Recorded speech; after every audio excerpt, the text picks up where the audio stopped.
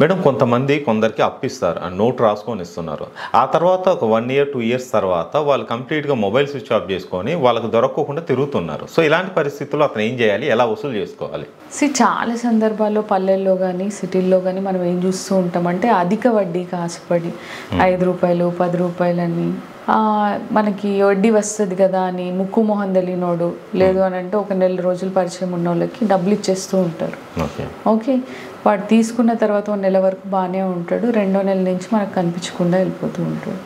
లేదు వాళ్ళ ఫ్యామిలీని అప్రోచ్ అయితే వాళ్ళు నాకు సంబంధం లేదు అన్నాము. అట్లాంటప్పుడు డెఫినెట్గా పోలీస్ స్టేషన్లో ఆయన మీద అబ్స్కాండింగ్ కేసు పెట్టి చీటింగ్ కేసు పెట్టచ్చు. ఓకే, డబ్బు తీసుకొని పరారయ్యాడు అని. దాంతోపాటు సివిల్ కేసు కూడా మీరు డెఫినెట్గా వేయచ్చు.